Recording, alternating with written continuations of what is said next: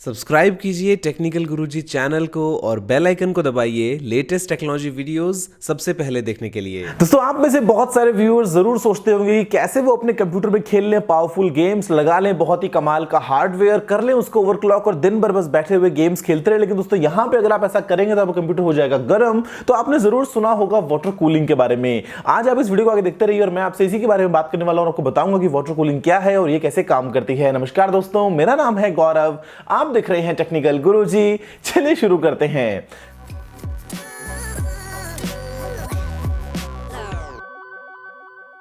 दोस्तों देखो, ये बात तो आप सभी जानते हो कि इंडिया जो है वो एक बहुत ही ज्यादा गर्म कंट्री है। वैसे में अगर आप काम में ले रहे हैं एक बहुत ही ज्यादा पावरफुल कंप्यूटर को, यहाँ पे दोस्तों पावरफुल पार्ट्स लगे हैं, आपने उसको अगर ओवरक्लॉक किया है या फिर अगर आप उसको लगातार काफी लंबे समय तक काम में लेंगे तो वो दोस्तों जो पार्ट्स है वो डेफिनेटली गर्म हो जाएंगे। दोस्तों इसके बाद में जो उसकी परफॉर्मेंस है वो भी कम हो जाएगी, तो आपको वो मजा नहीं मिल पाएगा 4K में आप गेम्स खेलें 60 FPS में। तो यहाँ पे आपको चाहिए एक ऐसा सिस्टम जो उन कंप्यूटर पार्ट्स को ठंडा रख सके, जिससे नहीं तो वो गर्म हो, जो परफॉर्मेंस है वो मिले बहुत ही कमाल की, उसमें कुछ प्रॉब्लम भी नहीं हो, वो लंबे समय तक काम भी कर सकें और जब कोई कंप्लीट सिस्टम एकदम ठंडा बन के रहे। ऐसा ना हो कि आप उसके बगल में बैठे आपको लग रहा है कि पास में कोई हीटर चल रहा हो।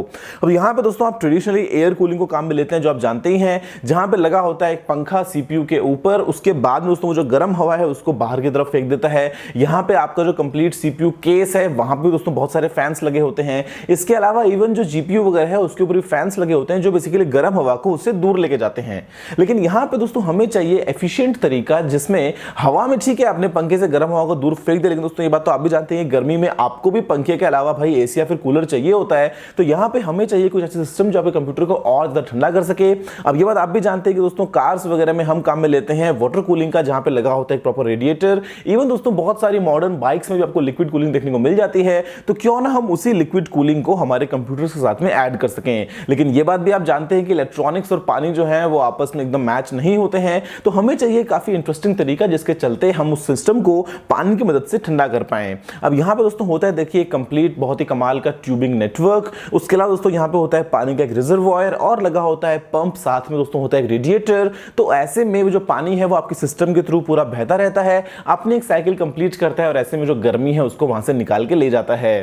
दोस्तों यहां पे लगा होता है एक ब्लॉक जो होता है आपके प्रोसेसर के ऊपर, आपके जीपीयू के ऊपर वगैरह, जहां पे दोस्तों एक इनलेट है, एक आउटलेट है। एक तरफ से ठंडा पानी आएगा, गर्म पानी बाहर निकलेगा, साथ में आपके उस सीपीयू की जो गर्मी है उसको अपने साथ लेके चला जाएगा। इसके बाद दोस्तों जो रेडिएटर होता है वहां पे होते हैं पानी की जो पाइप्स, उसके बहुत सारी जाली का नेटवर्क। तो यहां पे दोस्तों होता यह है कि एक पंखा है, जो पंखा चल रहा है तो उसमें होता यह है कि जो पानी है वो एक तरफ से गर्म एंटर कर रहा है लेकिन वो ठंडा पानी बाहर निकल रहा है, क्योंकि वो जो ट्यूब्स है दोस्तों वो इतनी बारीक बारीक है और पूरा उनका जाल बना है। तो ऐसे में वो उस पानी को गर्म से ठंडे में कन्वर्ट कर देती हैं। उसके बाद वापस से दोस्तों वो ठंडा पानी जाएगा आपके सीपीयू की तरफ, वहां पे जो उसकी एक्चुअल हीट है वो अपने आप अपने पास में लेगा, जिससे वो बन जाएगा वापस गर्म और वो बाहर निकल जाएगा। तो ऐसे में दोस्तों आपको जो कंप्यूटर है उसमें मतलब टेम्परेचर भी कंट्रोल हो रहा है। अब ठीक है यार, रिस्क तो है कि आपने उसको ठीक से इंस्टॉल किया या नहीं किया, बिकॉज अगर जरा सा भी कहीं से लीक हुआ, अगर आपकी ट्यूबिंग वगैरह जो है वो फट वगैरह गई तो ऐसे में डेफिनेटली प्रॉब्लम है, आपका जो कंप्यूटर है वहां पे शॉर्ट सर्किट वगैरह हो जाएगा। लेकिन इन जनरल दोस्तों जो टेम्परेचर्स हैं वो काफी कंट्रोल में रहेंगे।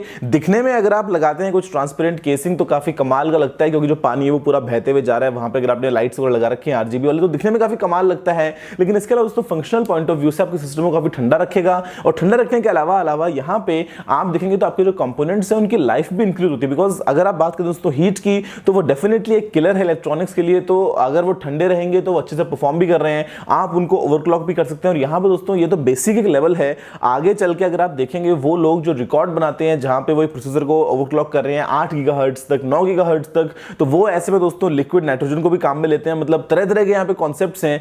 पानी जो है वो एकदम स्टार्टिंग लेवल है कि बेसिक वाटर कूलिंग क्या है वो मेरे को बता दिया। अब यहाँ पे इसके अलावा एडिशनल लेवल्स तो बहुत सारे हैं। अब आप सोच के देखो भाई, आपके कंप्यूटर के अंदर कुछ एक इनबिल्ट अगर एक एसी टाइप का सिस्टम लगा हो जिससे वो एकदम ठंडा रहे, कोई यहाँ पे टेंशन ना हो, तो कितना कमाल होगा। और दोस्तों इनफैक्ट यहाँ पे मोबाइल फोन्स में भी लिक्विड कूलिंग जैसा कुछ एक कॉन्सेप्ट है, जहां पे सैमसंग S7 में, LG के G6 वगैरह में इसको इंप्लीमेंट करके देखा गया हल्का सा कि यहाँ पे भी एक ट्यूबिंग लगाई गई जिससे जो प्रोसेसर की हीट है उसको डिसिपेट किया जा सके और आपका जो फोन है वो थोड़ा सा कम गर्म हो। आप मुझे बताओ नीचे कमेंट्स में कि क्या आप कभी ऐसे किसी सिस्टम को इंप्लीमेंट करने का सोचते हैं, क्योंकि आपको बहुत सारे ऐसे किट्स मिल जाते हैं आप अगर शॉपिंग करेंगे ऑनलाइन वेबसाइट्स पे। हालांकि जो अच्छे ब्रांड्स हैं थोड़े से एक्सपेंसिव भी रहते हैं ऐसे वाटर कूलर्स, लेकिन अगर आप चाहें तो अपने कंप्यूटर में बड़े आराम से उसको ऐड कर सकते हैं, जिससे उसकी परफॉर्मेंस थोड़ी सी बढ़ जाएगी, इतना गर्म नहीं होगा और थोड़े से लंबे समय तक चल जाएगा। दोस्तों बस फिलहाल की वीडियो में इतना ही। देखने के लिए आपका बहुत बहुत धन्यवाद। अगर आपको कोई सवाल सुझाव हो तो आप नीचे कमेंट करना मत भूलिएगा। अगर आपने इस वीडियो को अभी तक लाइक और शेयर नहीं किया तो लाइक भी कर दीजिए, शेयर भी कर दीजिए और चैनल को सब्सक्राइब करना बिल्कुल मत भूलिएगा, क्योंकि मैं आपके लिए रोजाना ऐसी वीडियोस लेके आता रहता हूं। फिलहाल के लिए इतना ही दोस्तों, जय हिंद, वंदे मातरम।